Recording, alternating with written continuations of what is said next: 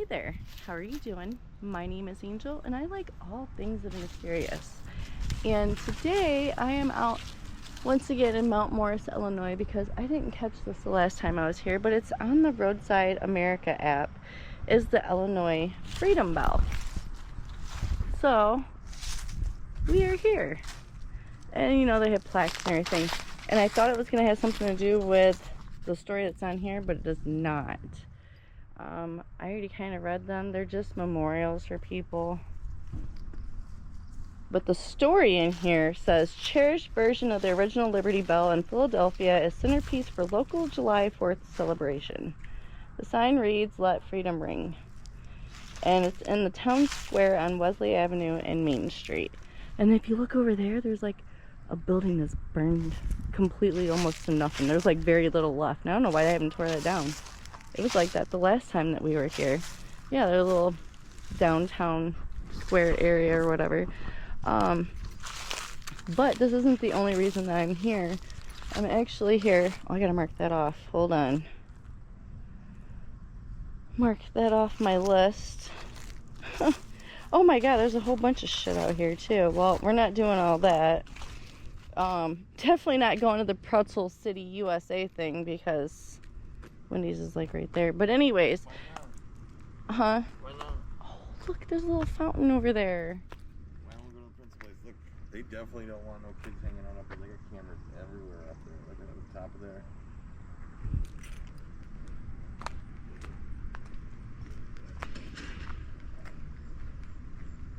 Well, they have lights everywhere too. Because there's some lights strung from here and they go through like the trees. It smells like flowers. I don't see any flowers though.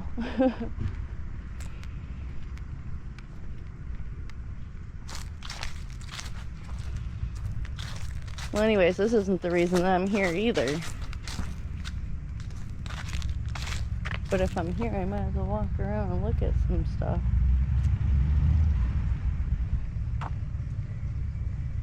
Not really understanding what the hell's going on here.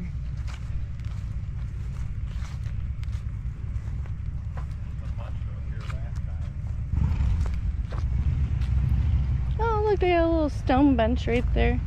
They got a fountain over here.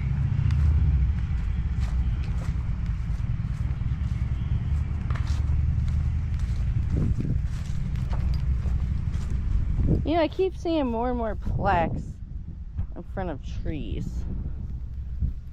The more traveling I do.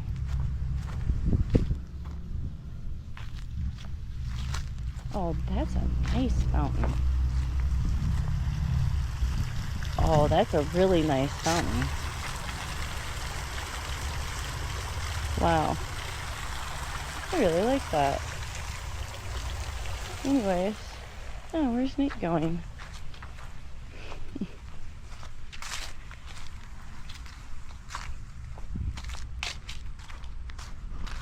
Well, anyways, I'm going to see what other kind of shenanigans I can get up to while we're out here. And I'll see you there. So, I am currently still in Mount Morris, Illinois. And we are currently out, well, I shouldn't say outside, but we are standing next to the largest tree in Illinois. It says, "Welcome to the biggest tree in the state of Illinois." And there's a whole bunch of information. And they're talking about, like, literally... You can't even see Nate next to this damn tree. It's so big. Yeah, even in the picture, too, they show a person. They're, like, that big. But it did...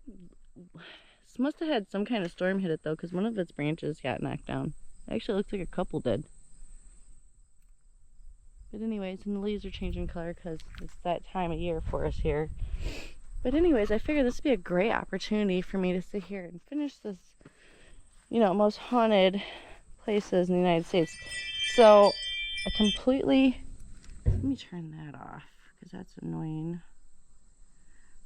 Ooh! Ow, that hurt.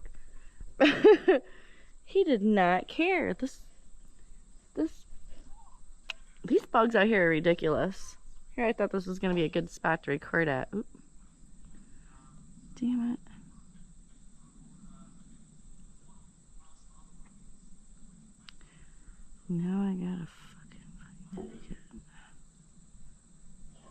It really hurt. He really didn't want to get off.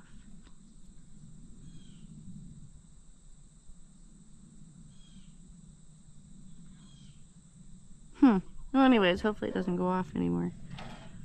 I'll just turn on my silent mode. So anyways, we can finish this most haunted.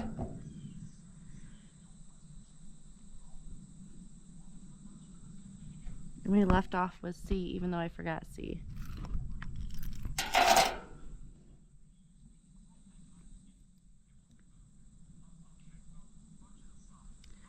Got through the A's. California. Okay, so the next one's Colorado then. So the Stanley Hotel is in Estes Park. If you've read or seen The Shining, you'll know the feel for this often snowed on hotel. It's the location for Stephen King based his Overlook Hotel upon. It may not look like the film unless you watch the 1990s made-for-TV movie version, which was actually shot here, but it holds rumors of haunted rooms and service workers who still wander the grounds. Be warned, there's a much more sinister danger. The hotel has such an extreme elevation that just walking to your room can drain you, so one stiff drink may have you seeing ghosts. Brock Wilbur, and he's a travel editor. That's funny. The next state, Connecticut. So 1754 house, and it's in Woodbury, Connecticut, known as the, there's a really bad echo over here. It's from the aluminum table too. Not a good spot. Let me go back here. Anyways, known as the Evergreen Inn and later the Curtis House Inn before reopening as a 1754 house in 2020. Gordon Ramsay once featured Connecticut's oldest inn on his appropriately titled reality show Hotel Hell, bringing a paranormal investigator to corroborate what locals and visitors have been claiming for centuries. The joint's haunted.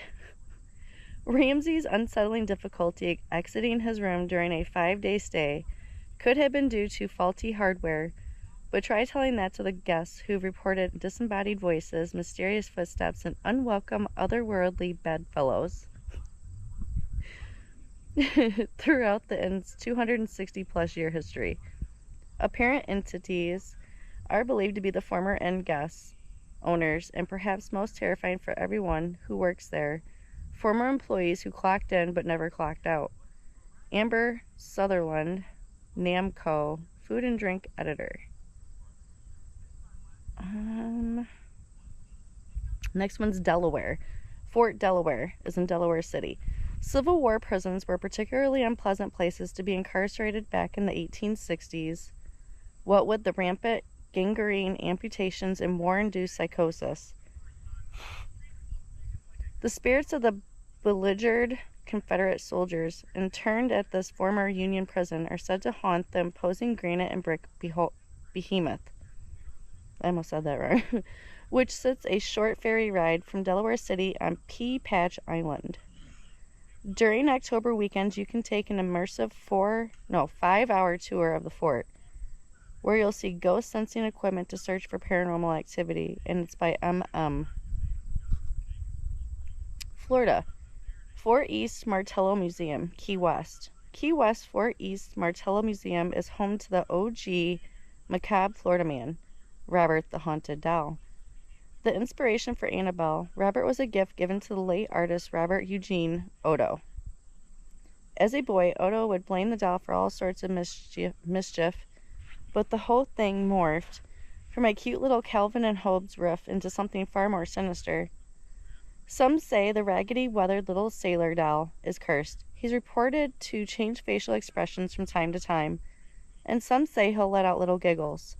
Oh, and some say he'll cause endless pain and suffering to people who disrespect him by taking his photo. Which is difficult because he's, the centerpiece of an entire museum, and that's by A.K. Next one, Georgia. Oakland Cemetery, and that's in Atlanta. Built in 1850, Atlanta's Oakland Cemetery, the city's oldest, largest cemetery, and among the most haunted places in Georgia, is home to Maynard Jackson, Bobby Jones, and Margaret Mitchell, among many others. The cemetery includes a Confederate branch where visitors insist they've seen uniformed soldiers wandering the grounds and even hanging off of trees. Creep in as far as you dare, but be warned. Some have alleged they've heard Confederate Army roll call among the tombstones and sworn that their name was called on the list. And this one's by Amy Schulman, former Thrillist editorial assistant. God, it'd be great if I could read. At least I can breathe now. And you can tell that they just cut the grass out here too. It's so bright. But it's so quiet. So, as quiet as it is here though, the sun is on my nerves. It's really hot. So I'm gonna go find somewhere else to go, and I'll see you there. Hey there, we're gonna try this again. So, oh my god, and there's a lot of, I have a shadow on me. I have a sun shadow on me, and I'm short, so bear with me. But anyways, I started recording and then I realized that I had already recorded all that. So we're gonna pick up where I left off at then. Hawaii. Waipo Valley. I'm sure I said that wrong. Big Island. Hawaii is home to Fury Lois. Sure I said that wrong. Where island dancers welcome you with pounding drums, native chants, and blazing torches. All of which are awesome when those dancers are actually alive. Not so awesome when they're ghosts of ancient warriors marching through the islands armed to the teeth. But those are the night marchers, legendary spirits who roam the islands in an eternal march to battle. Longtime locals have stories about encountering them, mostly in specific spots throughout the islands.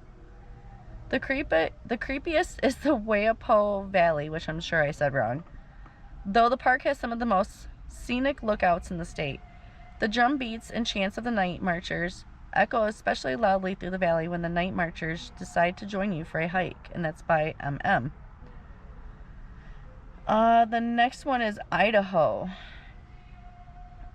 Old Idaho Penitentiary, and it's in Boise. This prison, built in 1872, was closed for nearly 50 years. Today it's a full-stop tourist attraction, not unlike Alcatraz, which I've talked about before too. You can tour the place, see where prisoners were held in solitary, and even get a peek at the gallows from death row. So yeah, this place is haunted AF, largely by the prisoners who helped build it and ended their life sentences in the very walls they erected. Visitors report voices, a feeling of heaviness, and seeing apparitions, both with their eyes and in photos.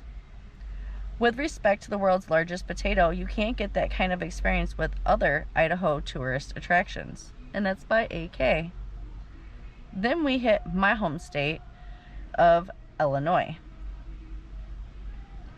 And I know about this one. This is actually on my bucket list as well. The old Joliet prison, and it's in Joliet, Illinois. You know that feeling you get when you find out the previous renter of an apartment was kind of a creep? This gothic castle-like prison complex was once the involuntary home of notorious murderer This gothic castle-like prison complex was once the involuntary home of notorious murderer clown John Wayne Gacy and serial killer Richard Speck. There were riots and slayings, executions, and other maladies that made this place Midwestern Oz. Between 1856 and 2002, when it closed and sat abandoned for nearly 2 decades. It's now reopened for tours, paranormal or otherwise, and sometimes hosts events like movie screenings. Blues Brothers was famously filmed here. Even without the hauntings, this place would be top-tier creepy. Throw in potential serial killer specters, and you've got a recipe for nightmares. And that's by AK. And the next one is Indiana. The Haunted Bridge, and it's in Avon. Indiana is filled with enough haunted inns and estates to pack a whole town. But for a little skin crawling outside of a big city, head to the sleepy bedroom community of Avon, home to one of the nation's creepiest looking haunted bridges. The decrepit seeming concrete railroad span looks as old as the pyramids and sports an undeniably sinister air, especially if you drive beneath it at night.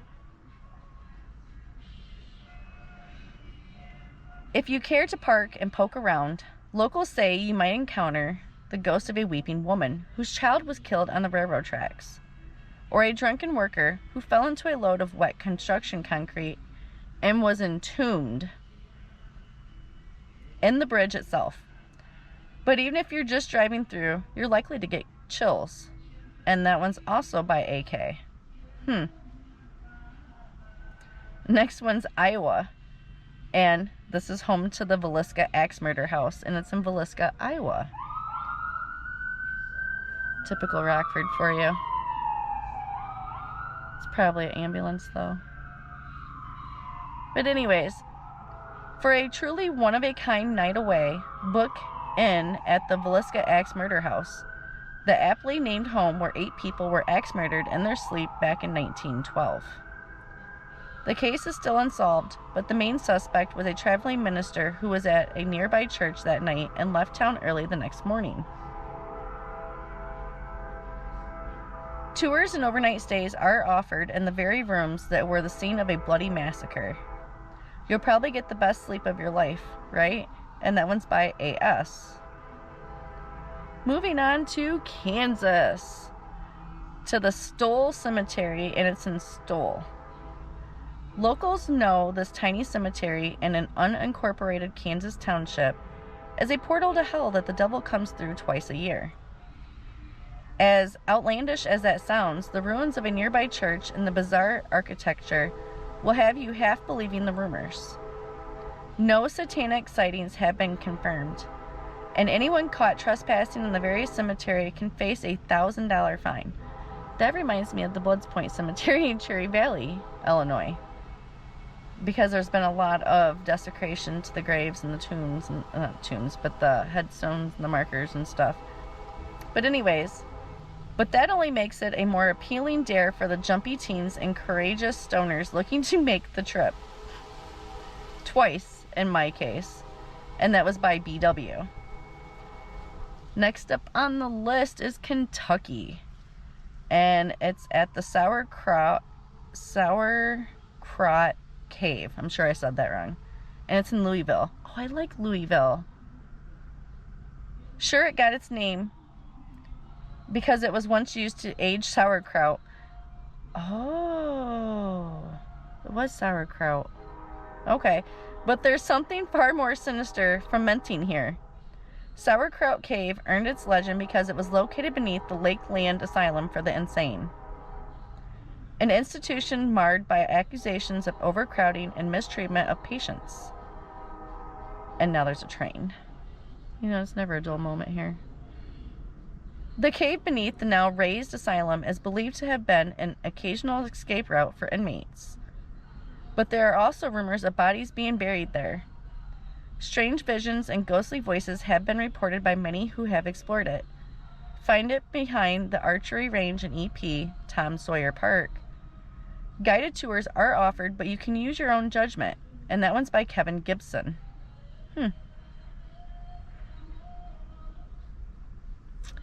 Next up on the list is Louisiana, and we are at St. Roch Chapel Yellow Fever Shrine, and it's in New Orleans, and I want to go to New Orleans. That's on my bucket list.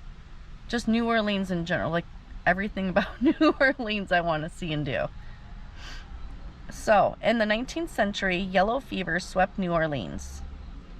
But Reverend Peter Thevis, I'm sure I said that wrong, the pastor of the Holy Trinity Catholic Church, had a plan. He prayed to St. Roch, who is most identified with good health and healing. And now there's a plane. You just hear it all here. Anyways, asking for members of his parish to be shielded from the disease and promised to build a shrine for the saint in gratitude. While 40,000 New Orleanians, I'm sure I said that wrong too, died, no one in Father Thevis' community perished. Today, pilgrims still visit the St. Roch Chapel, leaving offerings around the shrine. Among the artifacts, children's polio braces, crutches, rows of prosthetic legs, plaster feet, false teeth, and fake eyeballs. And that was by A.S. Moving on to Maine. And we are going to the Mount Hope Cemetery this time, and it's in Bangor. I'm sure I said that wrong. You know who grew up in Maine? Stephen King. So it's no surprise, really, that part of the 1989 Pet Cemetery adaptation was shot here. For extra scares, watch the movie before a nighttime stroll through this creepy 186-year-old cemetery and see if you can find the spot where Gage was buried. Huh. On the way, you'll see some of the first Civil War monuments ever constructed and grave markers that date back to 1836. If you are not skeeved enough, Bangor is also a location of King's house, fronted by wrought iron gates decorated with bats. That's fucking cool. Both are part of several Stephen King tours that take you to sites around Bangor that inspired his novels. And that was by M.M. That's really cool. I didn't know about that either. Next, we're up to Maryland. And Coffin Rock. Okay. Near Burkittsville. I'm sure I said that wrong. The Blair Witch Project still pulls tourists to Burkittsville, Maryland. To find where most of the film was shot, though, you need to head into Black Hills Forest, about 20 minutes west of town, to find Coffin Rock. It's a large flat rock near a creek in the middle of the woods. It's where a Maryland search party went missing in 1886 while looking for 8-year-old Robin Weaver. The kid eventually returned to town. The search party did not. A second search party found disemboweled bodies bound at the hands and feet on Coffin Rock. Those bodies later vanished when the search party returned with backup help. Local legend attributes all of this to the so-called Blair Witch. You can, of course, retrace those steps in history. Just bring a flashlight and a good pair of running shoes. And that was by Tim Ebner. That was a good story too. I know it's not a story, but so I'm assuming that the search party part was probably real. But them saying that was a so-called Blair Witch is like the local lore there. That was good. Bring a good pair of running shoes. Got it. And a flashlight. Alright, so Massachusetts. Lizzie Borden Bed and Breakfast. Fall River. Yes. In case you don't remember the world's most disturbing nursery rhyme, Lizzie Borden hacked up her parents with an axe back in 1892. And now you can sleep at the delightful B&B, infamous crime scene where it all happened. On your visit, you'll stay at the Borden's home, eat their last meal, Johnny cakes and eggs, and sleep in the bedroom where the body of Lizzie's stepmother was found. Okay. After a night there, I can attest, this home, painstakingly furnished to look exactly as it did on the morning of the murders, will creep you right out. The late Victorian-style property hosts up to 20 overnight guests, one of whom will invariably pull out the house a Ouija board after the evening guide departs and try to contact Lizzie. I did not sleep a wink. And that was by Camille Dodier. Sure I said that wrong. But we're going to bring this back around. Remember how I was talking about the Amityville house and how they kept the furniture, the murder furniture, and how there was blood on there? And some of you actually engaged me in the comments and schooled me a little bit more because I didn't really think it was original furniture. Then I looked more into it. It's the original furniture. What is wrong with people? Why do you want to keep the murder furniture that has blood tarnished on it? That's just blows my mind. Please riddle me that in the comments. But it's the same thing here. So they are saying that this is the original furniture in the Lizzie Borden house and people stay the night here as well. Who wants to sleep on that? Who wants to do that? Not I, man. I'll go in there and walk around, but I'm not sitting on nothing. I'm not touching nothing. Absolutely not. Murder furniture. I don't understand people. So wait. Oh no, don't do this to me. Okay, so that was Massachusetts. Now we're up to Michigan. South Manitou Island. And it's in Leland. 16 miles offshore from Lake Michigan's Leelanau Peninsula. I'll eventually get there. South Manitou is home to 300-foot sand dunes, deserted shores, and empty campgrounds. And with respect to the abandoned buildings of Detroit and Flint, it's about as creepy as you can get in Michigan. One legend suggests that a ship of cholera-stricken passengers stopped at the island, and sailors burned them in a mass grave while some were still alive. If that alone doesn't stir you to set sail to the island, there are 2 cemeteries. They must know me so well. I spend so much time in cemeteries. It's been a little while, but you already know I like a good cemetery. In fact, I'm that person that drives to the country and I'm like, oh, look, there's a cemetery, I should stop there, and then I don't stop there because I have something to do. So, and now there's a helicopter. You guys just hear it all in this video. You know, it started off all calm and cool in the country, and then now we're sitting in my car in Rockford. A lot of things happened yesterday, but I wanted to get this done and get this uploaded so that I can live stream tonight afterwards. So there's that. So yeah, I just want to get this done, and I didn't want to keep traveling and I'd just rather get it done. I just want to get it done so we can live stream tonight. It's Monday, October 1st. I want to live stream tonight. I want this video to go live tonight, or at least be live tomorrow. Be done so I can live stream tonight, and just hopefully, I'm hoping to have it done tonight. So anyways, blah blah blah. Oop, I almost lost you guys again. Anyways, blah blah blah. If that alone doesn't stir you to set sail to the island, there are 2 cemeteries, a cedar forest where unbodied voices are often heard, and off the coast is the shipwreck of the SS Francisco Morazan. Sure I said that wrong. Where a young boy is rumored to have died after an attempt at exploring it on his own. Fair warning to all who seek refuge. And that was by AS. Then we're going to hit up Minnesota. Wabasha Street Caves. Did I get there? I don't feel like I did. I feel like I said that wrong. Anyway, St. Paul. Our favorite Minnesota haunt, Four Paws Restaurant, recently closed. Well, that's sad. I can't go there then. Luckily, Minnesota is home to as many haunts as it is lakes. One of the creepiest and most accessible is Wabasha Street Caves. This is one of the liveliest places on the list.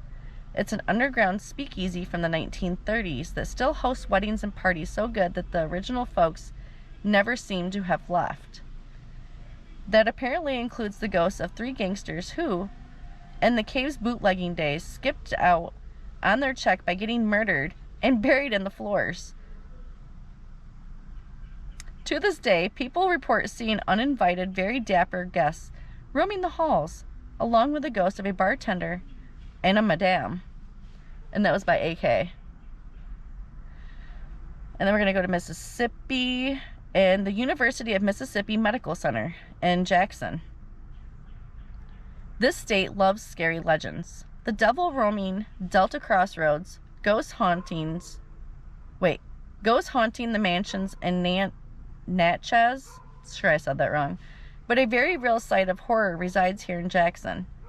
Back in 2014, construction workers developing a parking lot came across a mass grave of about 7,000 former Mississippi State lunatic asylum residents from the turn of the 20th century. That was a mouthful. The asylum closed more than 80 years ago, but it wasn't uncommon in those days to bury deceased patients together in unmarked graves. So we've seen unmarked graves behind the nursing home in Maine. I don't know why my dog is barking. Well, anyways, estimating that the cost for outside contractors to remove and rebury the remains would cost an extra $21 million or so. Officials decided to let them rest in peace because they're freaking cheap until they can exhume the bodies through university channels and build a historical center where the parking lot would have stood. Until then, it's one hell of a frightening place to pay your respects to an anonymous thousands of dead. And that was by Andrew Paul. Next up is Missouri. And we're going to Main Street, St. Charles. This multicolored Maine drag looks like the perfect setting for a Midwestern horror movie. Charming, peaceful Main Street, USA, that's actually haunted by dozens of roaming spirits. The legend dates to 1853, where the old Borromeo Cemetery, I'm sure I said that wrong, was moved, and a number of the graves they dug up had no bodies in them. Oh, grave robbers. Those spirits are rumored to haunt the shops at 700 South Main Street, where objects vanish inexplicably and mysterious cooking smells emerge. I mean, if I'm smelling it, there better be something there I can eat, because I'm going to get really mad if the ghost comes in cooking ghost food and I can smell it but I can't eat it. I'm just saying. As does, apparently, a deep-speaking French voice. The town is also home to a haunted community college, a haunted high school, and a haunted forest. And that story was by M.M. Moving on to Montana, the Fairweather Inn, and it's in Virginia City. If you've ever been borderline homicidal because the kids in the next hotel room won't shut the hell up, steer clear of the Fairweather Inn. The lone hotel in this former gold mining town is said to be haunted by the ghosts of children who get into all manner of shenanigans. They move your luggage, turn the lights on and off, and generally annoy the bejesus out of you. The city's now closed. Bonanza, I'm sure I said that wrong too, Inn was also said to be haunted by the ghost of an old nun who was presumably better behaved. And that story is by M.M. Next up is Nebraska and Seven Sisters Road, Otoe County. We all get mad at our family members. Most of us get over it and just get them crappy Christmas presents. We do not, however, take all 7 of our daughters out to separate hills and kill them, as one deranged Nebraska man did over a century ago. The road that runs between the site of each gruesome crime is marked as Country Road L on the map. But colloquially, I'm sure I said that wrong, it's named after the sisters who died there. Cars driving through routinely report headlights going dim or electrical systems failing completely, leaving their cars stalled in the eerie darkness, with the screams of young women echoing through the hills. And this story is also by M.M. Oh my god, I know about this one, and I'm gonna have to go because now it's gonna be on the bucket list and everything, but it's gonna be on the bottom of that list. Just saying. So Nevada, the Clown Motel. I hate clowns. I actually really, truly, deeply hate clowns. Okay? Don't like any of them. Don't like the clowns you see at birthday parties. I don't even like little clown dolls. I don't like clowns. But anyways, and it's in Tonopah, and it says, long a destination for people who can't say no to a dare. This old school motel is home to a collection of 2,000 clown figures and some seriously ghostly vibes. Owner Ham Anad told us he's seen ghosts, but most of them are friendly, if that helps. Are they freaking clown ghosts? That'll happen when you park a decades-old motel next to a dilapidated cemetery in a small town dotted with mining ruins. But hey, there's a bonus. When Anad bought the motel a couple years ago, he did some renovations to make the rooms more comfortable. so at least you'll be wetting a very comfortable bed. He also embraced the scariness by converting some rooms into horror themes. In case Clown Motel in the middle of the desert wasn't creepy enough. It is creepy enough. And that was by AK. It's definitely creepy enough. You didn't need to convert none of them rooms. You didn't need to add clowns all over this motel either. Okay, I'm just saying. But anyways, New Hampshire, Omni Mount Washington Resort. Now, we did talk about this. This actually got put on the bucket list a while ago. Bretton Woods. The tale of Carolyn Stickney sounds like the worst Disney princess story ever. She married the hotel's founder, who died right before construction was completed. She then remarried into European royalty, but alas, she too passed soon after. She never checked out of Mount Washington, though. She appears in people's photos as a hazy apparition, floats around the hallways, and is a regular fixture in room 314. Apparently her favorite place to challenge the notion of five-star accommodations. The 4-poster bed she slept in remains in the room, where you can still hear her voice, some say. And that was by AK. I don't understand. Oh, here we go. Remember earlier in the video, what did we do? We went to a tree. The largest tree in Illinois, supposedly. Okay. So now we're going to New Jersey, and we're going to talk about the Devil's Tree. 181 Mountain Road, Basking Ridge. Out of context, the tree silhouette alone is enough to inspire nightmares. A warped, half-dead oak. It crashed. No, we're not there either. It crashed and it's trying to reload, but I don't think it's going to go back to where we were.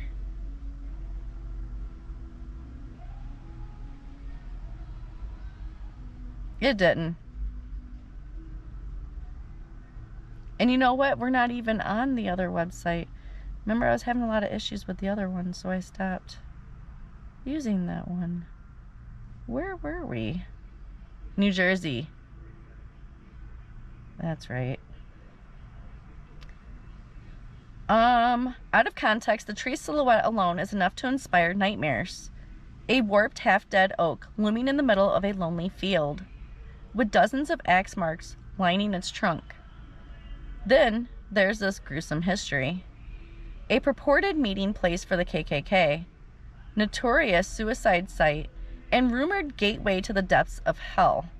The Devil's Tree is infamous among locals and has evolved into a chilling tourist attraction. Legend has it, anyone who harms the tree will suffer swift and violent retribution.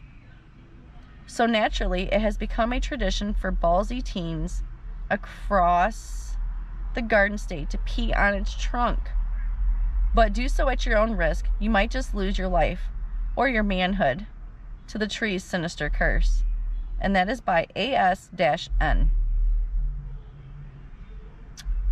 New Mexico, Dawson Cemetery. Oh, I'm not going to be able to pronounce this. Oh, and then they add the other ish at the end. Camaronish. Sure I said that wrong. Ghost towns are a dime a dozen, but Dawson's different. Once a boom town with a wealth of coal, things took a turn in 1913 when an explosion killed 250 or so mine workers. Dawson forged on for 10 more years when another accident claimed 123 workers. Today, all that's left is a cemetery, which of course is considered one of the most haunted places in America. Many report seeing eerie lights, you know, the kind you'd see on the front of mining helmets, floating around the gravestones, while others see dirty specters with very outdated clothing roaming about. And that's by AK. The next state is New York. United States Military Academy, West Point. If the Tudor style architecture, I'm just going to keep going, and all around dismal creepiness of this campus don't give you the EBGBs, then the school's reported ghost sightings surely will. Back in 1972, cadets claimed to have seen a ghost in antiquated school uniform roaming around room 4714, a room no longer in use. Other ghost stories have made their way into the school's colloquial chatter, most notably the ghost of former Superintendent Colonel Thayer's Irish maid, Molly, who haunts the basement of Quarters 100, tousling the bed covers in an otherwise orderly room and borrowing and moving guests' possessions. And that story is by A.S. We're getting there. North Carolina, the Biltmore Estate. Now, I know I've talked about this before. This is way back when I talked about this one. And it's in Asheville. It's in Asheville, just in case you didn't hear that, because that loud car. God, they're so rude. The largest private residence in the entire country is, of course, housing some ghosties up in those 135,280 square feet. The former vacation home of George Washington Vanderbilt, II, is now considered one of the most haunted places in North Carolina. George himself has been spotted chilling in the library, and his late wife, Edith, wanders around calling out his name. There's also a headless orange cat roaming the gardens, echoes of laughter and splashing water in the empty pool, and disembodied voices heard throughout the 250 rooms.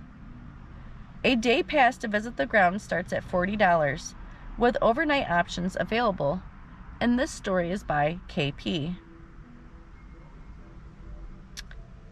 Moving on to North Dakota at the Fort Abraham Lincoln State Park, and it's in Mandan. Normally this time of year, the old fort named after Honest Abe would be teeming with teenagers in costumes, as it's home to a zombie-filled haunted attraction. Particularly haunted is the Custer House, once home of the same general who was slain at Little Bighorn. The general's wife is said to roam their preserved home in the fort complex in a black dress, slamming doors and showing up to give people chills. Some believe Custer himself roams the grounds too, though others think that the ghosts in blue are other soldiers who never got mortally discharged from duty. The park is still open, so while you won't find teenagers en masse, you might just come across a widow still waiting for her husband to come home from battle. And this story is by AK. Ohio and the Ohio State Reformatory in Mansfield. Ohio has its fair share of creepy places, but this massive stone castle is basically hell disguised as Hogwarts. The majestically spired campus housed over 200,000 inmates during its history from 1896 to 1990. A tour through here on a normal day is grim, but during scare season, it transforms into the biggest prison-based haunted attraction in America. Escape from Blood Prison. The cells and hallways are filled with undead inmates and faucets dripping blood, turning the already creepy reformatory into a bona fide nightmare through Halloween, after which it returns to a regular old haunted prison. And that story is by MM. Oklahoma, the Skirvin Hotel, I'm sure I said it wrong still, Oklahoma City. Since opening in 1911, the luxurious Skirvin established itself as a place nobody ever wants to leave. Or maybe can't. This is a collection of every haunted hotel story all crammed together. There are the ghosts of the original owner's mistress and his illegitimate child, who still roam the halls with a stroller. You'll hear eternally crying babies and slamming doors. You might even find yourself groped in a shower.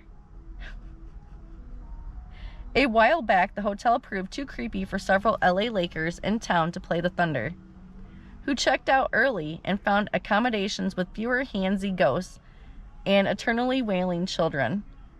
Book your staycation now. Checkout is maybe never. Oregon. Edgefield Hotel, Troutdale. Just outside of Portland and Troutdale, Oregon, the McManus Company, that's just how I'm going to say it, I'm sorry, is known just as well for its peculiarities as it is for its catalog of pubs and breweries. That includes a legendary UFO Fest. Oh, that's cool. An annual 2-day celebration of all things extraterrestrial. And the historic Edgefield Hotel. The hotel's spot on 74 acres of farmland just steps from the Columbia River Gorge may distract you. But keep an eye out. Before it was a beloved weekend getaway, it was the Multnomah County Poor Farm, which once included a hospital wing and jail. During the 1950s, before the original site fell into disrepair, the farm treated patients with tuberculosis and mental illnesses, some of whom supposedly still roam the grounds of the now hotel, and a few of whom are allegedly still buried in unmarked graves on site. Pennsylvania, Eastern State Penitentiary, Philadelphia. Known locally as ESP, already creepy, this 1829 prison originally intended to value reform over punishment. As you can imagine, with an isolated location on 11 acres of land and a 30-foot fortress walls, that didn't exactly work out. Can't imagine that. Instead, the Eastern State Penitentiary became a real house of horrors and the testing location for a number of reform techniques that included paranoia-inducing panopticon. I'm sure I said that wrong, I don't even care. Oversight, now synonymous with a constant threat of surveillance. Reports of shadowy figures, cackling voices, and ghostly guards on patrol have given this joint a reputation as one of the most haunted places in Pennsylvania. And with a mix of wicked, pseudoscience, gigantic, brutal architecture, and infamous inmates like Al Capone and bank robber Willie Sutton, it also serves as a perfect staging ground for nighttime haunted tours. And that's by BW. We're going to Rhode Island at the White Horse Tavern in Newport. Like many a campfire tale, this one begins with two drifters. They showed up at the tavern in the 1720s looking for a room. The next day, the owners found one dead by the fireplace and the other completely vanished. A specter now chills by the fireplace, daring people to solve his mysterious death. There have also been encounters with a colonial-looking dude in the upstairs bathroom and mysterious footsteps all over the place, and that was by AK. Ooh, we're into the S's now, finally. What are we at? We're at 37 minutes. Jeez, God. Anyways, it's going to be a very long part 2. I should have split it up more, but it is what it is. And we're running out of battery. South Carolina. Maynard Ruins and Union. The South is crawling with ghosts, especially in former plantations. Hordes of evil racist overseers, rightfully damned to roam the grounds for eternity. But unlike the historically preserved plantations offering tours around the region, an entirely different bag of worms. The Baynard plantation is in ruins. The dilapidation itself is enough to get your stomach in knots. Even before the creepiest part, apparently if you stick around at night, a freaky funeral procession for namesake William Baynard will pass by. Maybe you'll hear it, maybe you'll see it or feel it. Either way, this place isn't known for its living repeat visitors, and that was by AK. How many are left? 1, 2, 3, 4, 5, 6, 7, 8, 9, 10. There's 10 left. Okay, we're gonna do this in a different video. We're gonna call it quits because we're already at like 45 minutes and I already had like 11 minutes. So this is gonna be almost an hour long part 2, and then we'll go from there. Anyways, on that note, let me just make sure hey, the sun's not all blinding me anymore, really. But anyways, on that note, I appreciate you so much for watching my video. If you liked this video, go ahead and give me a thumbs up. If you would like to see more videos like this, go ahead and subscribe. And as always, you know I appreciate you and I appreciate your time. And I will see you in the next video. And also stay tuned, because we're also going to start daily live streams in the month of October. So I will see you guys very soon. Have a good day. Bye.